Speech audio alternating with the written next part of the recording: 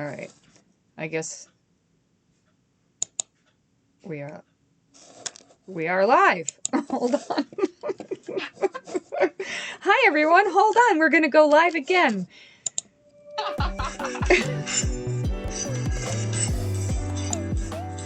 You're listening to Energy Amplified.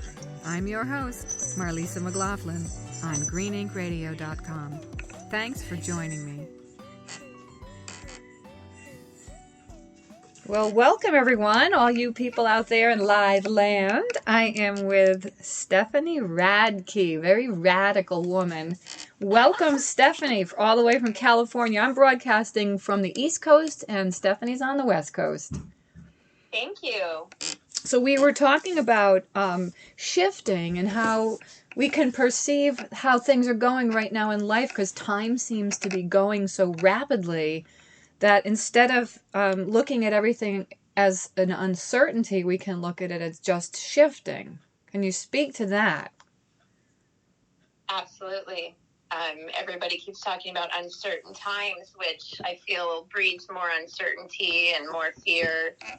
But if we can reroute and sort of redirect our attention to the ability to shift things and make changes in our lives with the time and the zeitgeist that's going on, then I think we ultimately will be much happier and more fulfilled. Crowds roaring with that one. I love it. I agree. And so we're talking about becoming a fiery manifestor in this particular podcast, which, by the way, listeners, we're going to do a 3-part series. And we've decided, since we have these conversations together that go all over the place, we're just letting spirit guide us for this. And we're going to hopefully reach out to all of those of you listening to fulfill the needs as seen by the forces unseen. How do you feel about that, Stephanie? You ready to take it in? I love it. Let's dive in. Let's just dive in. So, first of all, how would you describe yourself and your work right now? Like, what was your evolution stepping into how you're working now in the field of energy and healing? I've been working in the healing modalities for over 20 years. I'm currently doing more remote work due to COVID. It's really hard to put, labels on what I do, to be honest with you. But I have a background in psychology. I was a body worker for about 20 years, and my intuition just led me to work with sound therapy, homeopathy, and the like. And so I have all kinds of tools, but ultimately the biggest gift is knowing that all we really need is ourselves. We postulate and move energy with intention. And so my tools that I basically work with are empowering people to create the life and the story that they want in their lives and let go of the old stories. Yeah, and the letting go part, I think, is really an essential piece to all of this, because sometimes it's really hard to even distinguish between what you're holding on to and what is something that's going with you moving forward. As Absolutely. a part. Yeah. So what kind of thoughts do you have on people being able to identify patterns and ways of being, and also just paradigms and belief systems that need to go? Because this is now a time in our evolution where this is easy at hand. Like, the energy is saying, okay, we need to shift, so we need to let go of what no longer serves. That's where I come in, or where other healers come in. It's like having a friend that says, hey, you're walking around with a bunch of hair on your back, on your sweater, or there's toilet paper hanging from your shoe. Sometimes we need someone to help us identify what's going on. You just need a little extra eye. But in addition to that, it's just really about intention. I'm really firmly rooted in intention and languaging when I work with my clients, so that they can express what it is that they want, not necessarily whatever's going on, because it's sort of like throwing a ball. What you put your attention on gets bigger. So we're not looking at how that ball is going to get there. You're going to throw it and you're going to just focus on your goal, because we get caught up in all that stuff in between, and then we get redirected constantly. We may not make it to where we want to go. That's so true. And charged emotions that are surrounding these things, I find, can really misdirect you. So, Absolutely. yeah, grounding and getting rid of the charge from the emotion so that you have more clarity. Exactly. We can't change the past, but we can take the charge off of the past so that we can move forward, be more present, look forward to the future without being so far out that we're not enjoying the here and now. But yeah, taking the charge off of it, being grounded and centered, those are just real basic staples of the energy work. One of my favorite things that you've shared with me so far is that you're a rule breaker, or that, or not so much that you are a rule breaker, but you don't like to follow rules. Talk about that, because I feel the same way, but I still have like this inner conscious that says, no, you've got to maintain structure. So I have this thing going on. Be present without rules, though. Oh, that's a good way of looking at it, because yeah, I feel the same way. You know, like I have a friend that used to say, I'm consistently inconsistent. Or one of my favorite, I used to volunteer in my son's second grade classroom, loved that teacher because she was like one of 8 kids. And she managed everything beautifully, but everybody got to be seen and heard and creative in their own right. So I think rules, it's just a word, you know, but it sort of can dumb us down. It can make us feel bored or stuck. And when we're stuck, then, you know, we're not moving into whatever creativity we want to be in. And creativity doesn't have rules. Creativity is magic. That's really well said, because when we take the term magic and we just plug it into all the different various conversations you can have, it takes on so many different tones. But I think ultimately, just like alchemy, that's what it's all about, is this transformative, transmutive energy that comes in and can really change the course of your life. Absolutely. With magic. I think we're all here just trying to remember what we knew as children. My business, Restoring Harmony Within, is all about whatever that is for the individual. You know, everybody's harmonic is different. So, I mean, we're like guitars. So we just sometimes get out of tune, especially when we tap into what's going on into the collective, if we're tapping into the fear grid versus the fun grid, because they're all of those things are always present. Again, it's just like whatever you put your focus on. So fun doesn't have a lot of rules. You know, fun is being silly and being present and playful and just sort of doing what feels right at the time. So we were talking about that in reference to how we enjoy working with children because of that, and how quick they are to receive healing and move through things that are obstructive for them or difficult and challenging. So yeah. Talk to that. I like the story you shared about working with the young girl who was 8. Yes, I had a client yesterday. She's 8 years old, and there was a little bit of bullying. Just for the backstory, there was a little bullying, and so I just explained to her how I was clearing her space. And being a big kid myself, it's really easy for me to speak to an 8-year-old. And so it was 30 minutes, which is a half of a session, a half of a normal time period that I would work with somebody. And at the end, I asked her how she was feeling, and she said she was feeling a lot better about herself. So ultimately, her mom and I discussed that she would just see how things go, because she's moving into an empowered space, and that the energy doesn't change, but her reaction is going to change to it now that she feels better about herself. So she may not have to pull her from the school or do different things that she was thinking about doing originally. And that's just from just a short interaction, because you can be direct and clear. And a lot of, and energy work is all about, for me anyway, resonance. And so if something is resonant with you, if it resonates, it's truth for you. And speaking with children, they don't even have to think about anything. They are just feeling whether or not it aligns with what's going on inside that might not even have a language to describe it. So exactly. It's just like with pets too, with animals. Yes. raw and primitive and rich, and it gets straight to the point. Yes. Yes. I do work with different modalities, and I do have like a pediatric chart, that speaks to the language of the children, that helps. But often I just work with their favorite color and what color they may be feeling, and we can do that too. Color therapy is really, really effective. It's so quick. It's just it's so symbolic. It just represents a lot of things that you can't name. It's just the vibration and the frequency of the color. That's all it needs to do, is to speak to you and shift things out.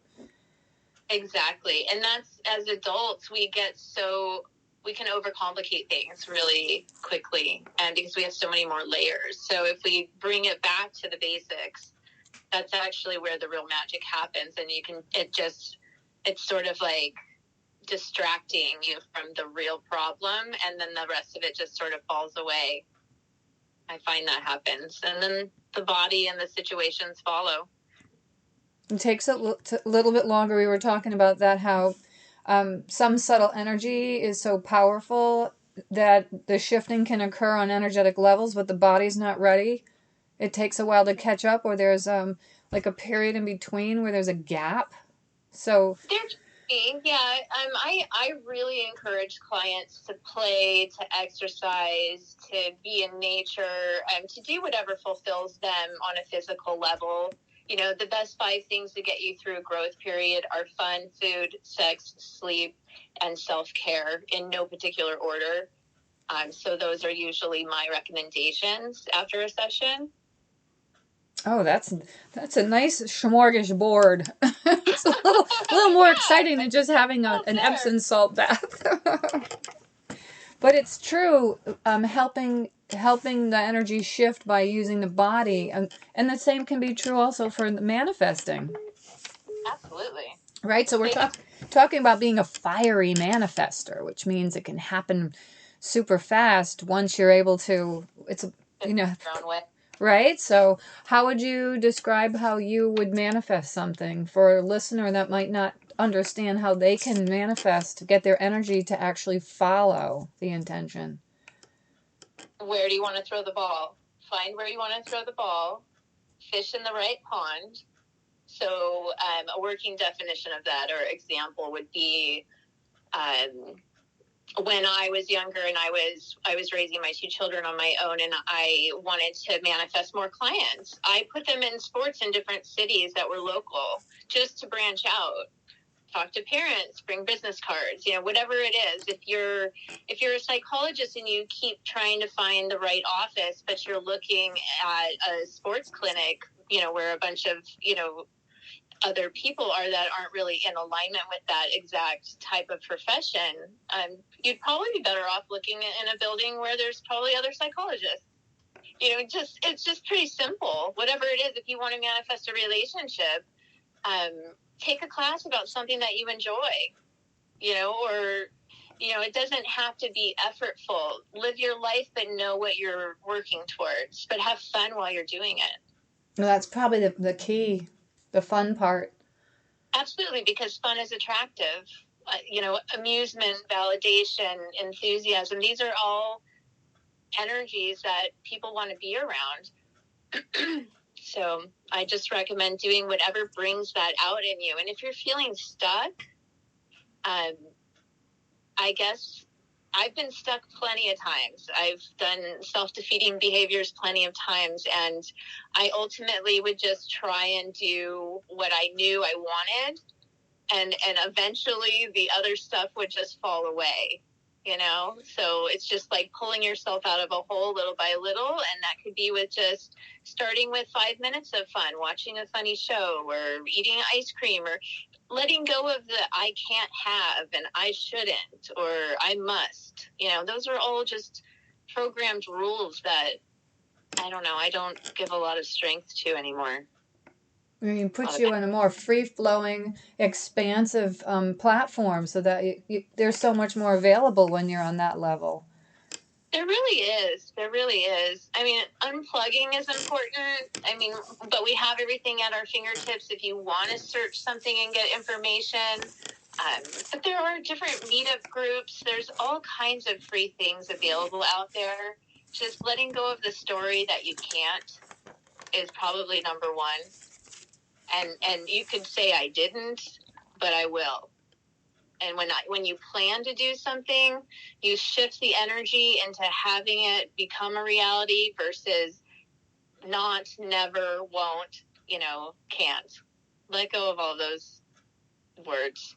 Yeah, and I want to just jump in and thank Louise Hay for bringing the get rid of the shoulds. And that's the first place I recall somebody and bringing that out too, because that falls in there as well, because it plays into the guilt and the expectations that are so limiting a lot of times.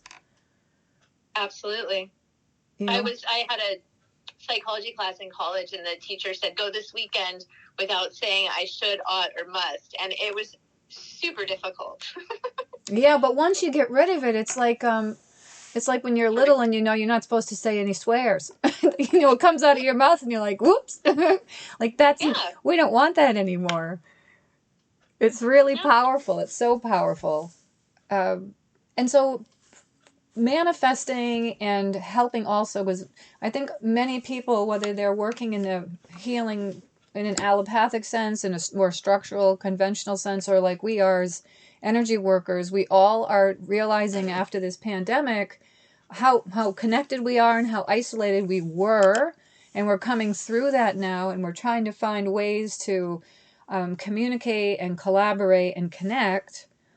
And I find it really interesting when you were speaking about how a person who can calibrate their frequency higher can affect more people. So walking around with what we would refer to as a lower vibration or a lower frequency really holds you flat and down, and it's not going to create that ripple effect. I mean, in layman's terms, the happy, charismatic, loving, giving, generous personalities out there tend to affect more people than someone who's quiet over in the corner.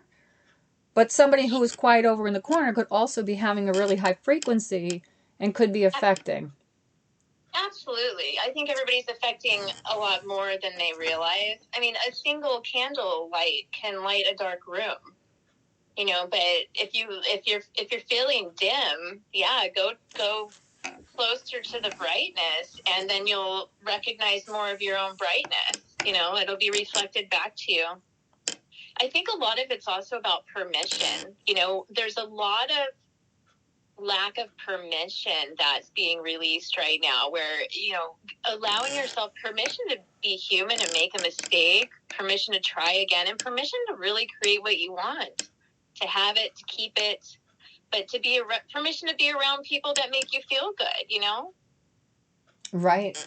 Yeah, there's a time to, again, letting go of a lot of things that don't serve us anymore. And that can be challenging and painful to some degree because of the discomfort of not having that structure or that person or those thoughts as part of your foundation. So having a willingness to be uncomfortable, because change does not occur in the comfort zone, as we know. No. Yeah, what is that? I think it's maybe Neil Walsh that said life begins at the end of your comfort zone.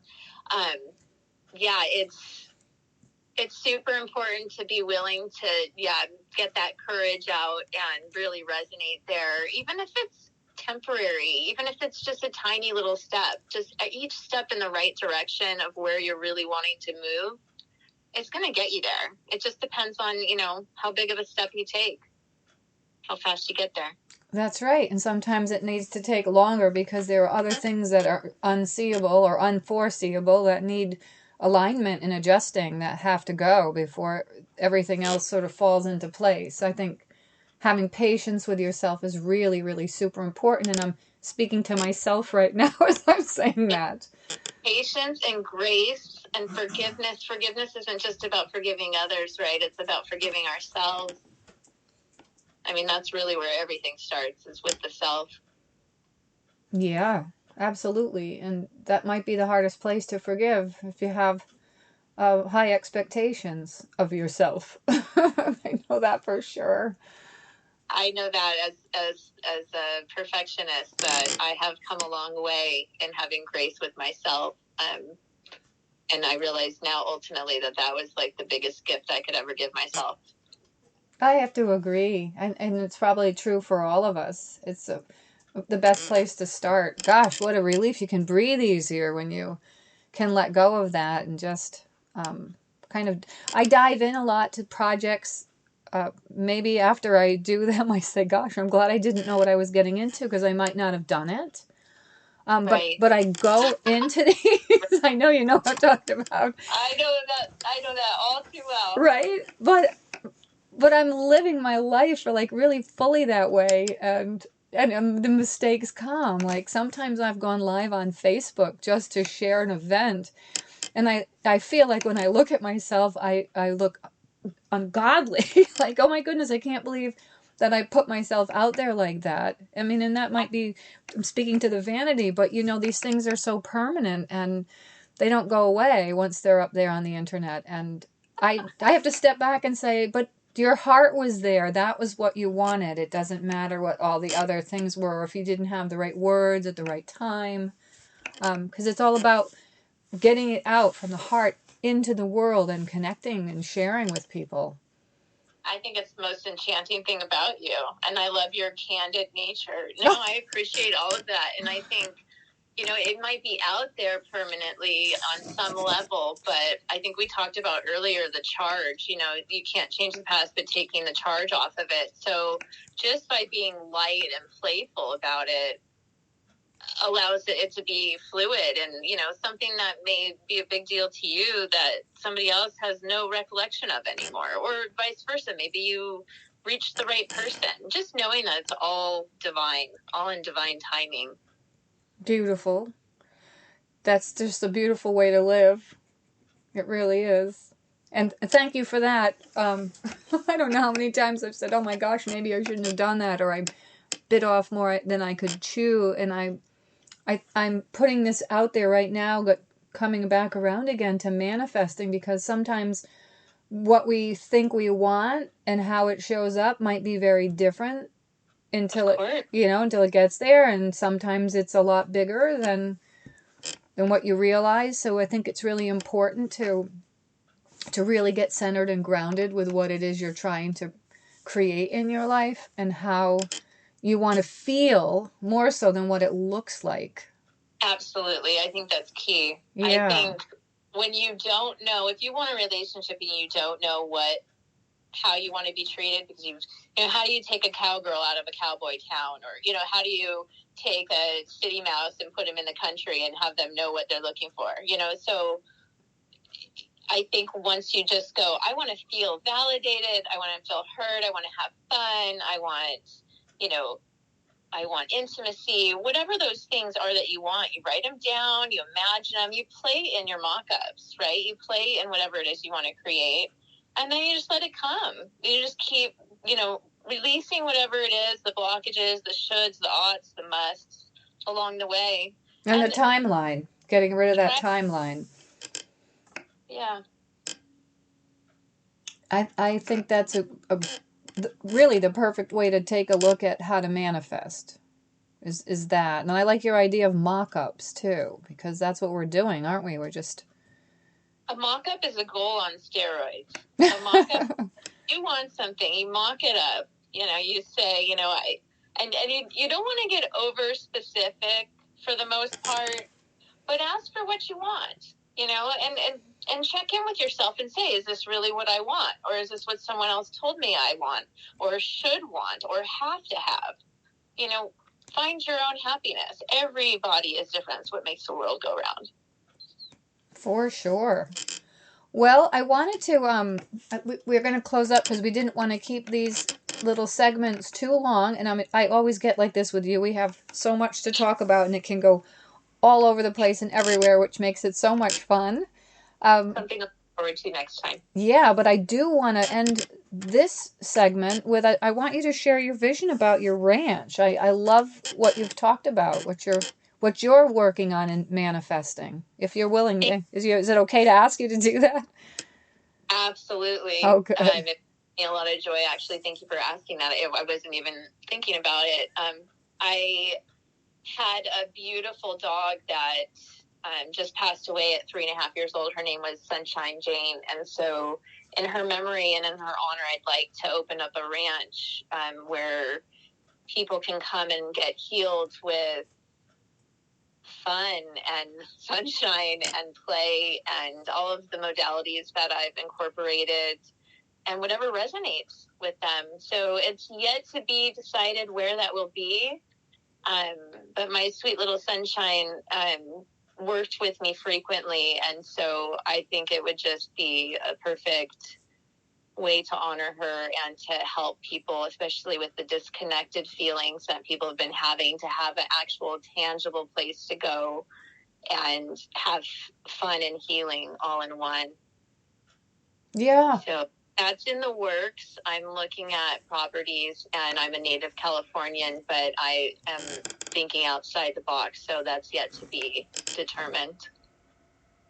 So, and there's a perfect example of your beginning this manifestation process, and you know how you want it to feel, and you're letting the platform be really wide and open as to how it begins to formulate and manifest.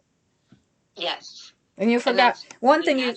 I'm sorry. Go ahead. I was just going to say that's just the fun and the magic of it all, is just seeing where the road takes me. And yeah, I don't know. Now, one thing you did say about it that I want to add that was my favorite, because I didn't think too many people, having been in Iceland, Pippi Longstocking was a really big thing for me. And you said you want to have this ranch in a Pippi Longstocking style. So that really... Pippi Longstocking style, yes. I love that. Pippi could do anything. And I found that absolutely magical watching her as a child. And it was a highlight for me. And I think that it's empowering and playful and just truly magical. And so, yeah, it'll be a Pippi Longstocking style ranch. I love it. You're going to call it Sunshine Ranch? Sunshine Jane, yeah. Sunshine. She had a really long, silly name, Little Miss Sunshine Jane McStinkerson. But, but we'll just call it Sunshine Jane Ranch. Oh, I love that. Well, I want to thank you for this time, and I'm looking forward to our next conversation. Thank you so much for having me. It's been really, really fun. We'll do this again. We'll talk in a month. This is our December podcast, the last of the year. It's the solstice. Happy solstice, everyone. I'd forgotten to mention that. Yes, thanks so much for sharing it with me. I'm excited. See how the tide rolls out from all of this combination of energy. Absolutely. So until then, have a great holiday season, and we will see you in January.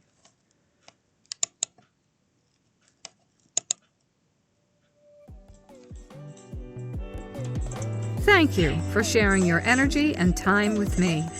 Be sure to check out our blogs and other great shows on greeninkradio.com. Like us on Facebook. Follow us on Instagram and Twitter. This is Energy Amplified. I'm Marlisa McLaughlin on greeninkradio.com. Wishing you hope, health, and joy.